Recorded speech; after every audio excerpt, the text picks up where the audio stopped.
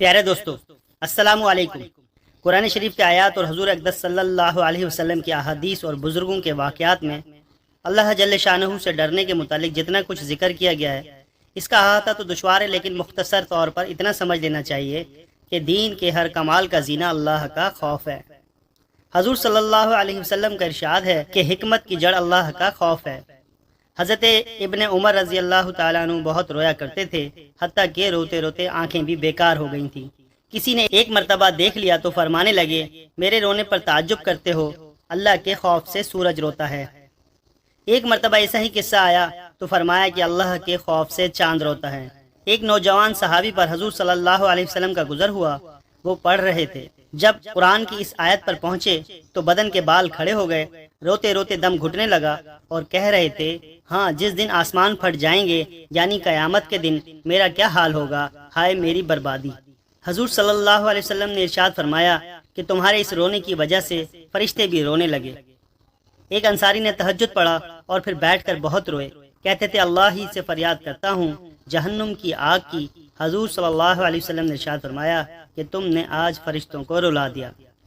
عبداللہ بن رواحہ ایک صحابی ہیں، رو رہے تھے، بیوی بھی ان کی اس حالت کو دیکھ کر رونے لگی۔ پوچھا کہ کیوں روتی ہو؟ کہنے لگی کہ جس وجہ سے تم روتے ہو۔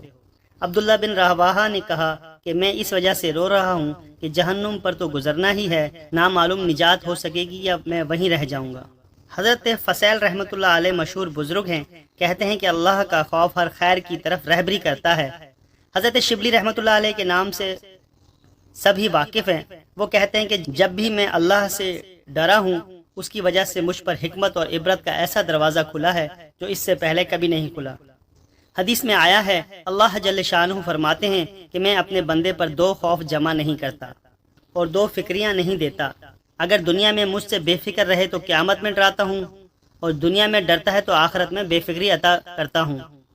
حضور صلی اللہ علیہ وسلم کا ارشاد ہے، جو اللہ سے ڈرتا ہے اس سے ہر چیز ڈرتی ہے، جو غیر اللہ سے ڈرتا ہے اس کو ہر چیز ڈراتی ہے۔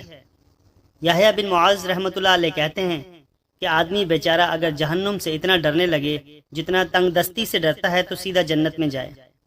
ابو سلیمان رحمۃ اللہ علیہ درانی کہتے ہیں کہ جس دل سے اللہ کا خوف جاتا رہتا ہے وہ برباد ہو جاتا ہے۔ حضور صلی اللہ علیہ وسلم کا ارشاد ہے کہ جس آنکھ سے اللہ کے خوف کی وجہ سے ذرا سا آنسو خواہ مکھی کے سر کے برابر ہی کیوں نہ نکل کر چہرے پر گرتا ہے، اللہ تعالیٰ اس چہرے کو آگ پر حرام فرما دیتے ہیں۔ حضور صلی اللہ علیہ وسلم کا ایک اور ارشاد ہے کہ جب مسلمان کا دل اللہ کے خوف سے کانپتا ہے تو اس کے گناہ ایسے جھڑتے ہیں جیسے درختوں سے پتے جھڑتے ہیں۔ میرے نبی کا ایک اور ارشاد ہے، جو شخص اللہ کے خوف سے روئے اس کا آگ میں جانا ایسا ہی مشکل ہے جیسا دودھ کا تھنوں میں واپس جانا۔ حضرت عقبہ بن عامر ایک صحابی ہیں، انہوں نے حضور صلی اللہ علیہ وسلم سے پوچھا کہ نجات کا راستہ کیا ہے؟ آپ نے فرمایا کہ اپنی زبان کو روکے رکھو، گھر میں بیٹھے رہو اور اپنی خطاؤں پر روتے رہو۔ حضرت عائشہ رضی اللہ تعالیٰ عنہ نے ایک مرتبہ دریافت کیا کہ آپ صلی اللہ علیہ وسلم کی امت میں کوئی ایسا بھی ہے جو بے حساب کتاب جنت میں داخل ہو؟ حضور صلی اللہ علیہ وسلم نے فرمایا، ہاں، جو اپنے گناہوں کو یاد کر کے روتا ہے۔ میرے آقا کا ایک اور ارشاد ہے کہ اللہ کے نزدیک دو قطروں سے زیادہ کوئی قطرہ پسندیدہ نہیں، ایک آنسو کا قطرہ جو اللہ کے خوف سے نکلا ہو، دوسرا خون کا قطرہ جو اللہ کے راستے میں گرا ہو۔